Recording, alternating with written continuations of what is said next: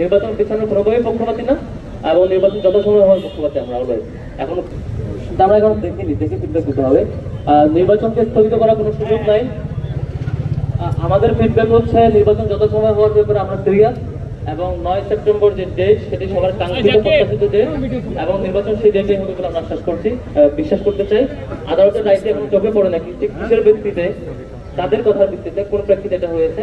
নির্বাচন পিছানোর কোনোভাবেই পক্ষপাতী না, এবং নির্বাচন যথাসময় হওয়ার পক্ষপাতী আমরা অলওয়েজ। এখন কোন পরিস্থিতিতে কি পরিস্থিতি তৈরি হয়েছে সেটা আমরা জানতে চাই, জানবার পর আমরা ফিডব্যাক দিতে পারবো। ক্লাস বন্ধের ব্যাপারে আমরা বলেছি বসুন্ধরা টিস্যু অশুদ্ধতার বিরুদ্ধে এক বিন্দুও ছাড় নয়। আমরা কোনোভাবে ক্লাস বন্ধের পক্ষপাতী না। পরীক্ষার ব্যাপারে কনসার্ন দিয়েছিলাম যে নির্বাচনের আগ মুহূর্তে পরীক্ষা থাকার ক্ষেত্রে শিক্ষার্থীদের সব ডিপার্টমেন্টের সাথে আলাপ করে শিক্ষকরা যাতে পরীক্ষা একটু ফ্লেক্সিবিলিটি রাখে, কিন্তু ক্লাস পিছানো কোনোভাবে যৌক্তিক সিদ্ধান্ত না।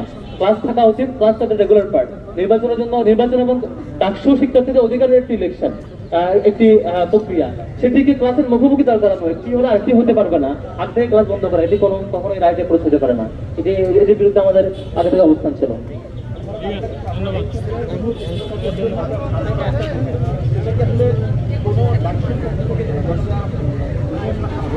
এখানে কোনো কাজে ডাকসুর পক্ষ থেকে না, অনেকে ফ্রেমিং করে মানে ব্যাখ্যা দেন যে ডাকসুর ফান্ড তো কেমনে করবে। এই সবগুলো কাজ বিশ্ববিদ্যালয় প্রশাসন করবে। বিশ্ববিদ্যালয় প্রশাসন তার অন্যান্য রিসোর্সকে মানে ইউটিলাইজ করবে, কখনো অ্যালাম নাই, কখনো বিশ্ববিদ্যালয়ের ফান্ড, কখনো অন্য ফান্ড, কখনো অন্যান্য মাধ্যম, মানে যখন যেটা যে ফান্ড কোনটা কাজ কিভাবে বাস্তবায়ন করবো সেটা আমাদের কাছে ক্লিয়ার ফ্রেমওয়ার্ক আছে। অবশ্যই বাস্তবসম্মত অলরেডি শুরু হয়েছে। আমরা শিক্ষার্থীদেরকে আবাসন ভাতা দেওয়ার জন্য স্মারকলিপি দিয়েছিলাম। প্রাথমিকভাবে নারী শিক্ষার্থীদের আবাসন ভাতা দেওয়ার জন্য বিশ্ববিদ্যালয় প্রশাসন আমাদের স্মারকলিপি এবং দাবির সাথে একমত পোষণ করে প্রাথমিকভাবে অ্যাপ্রুভও করেছে।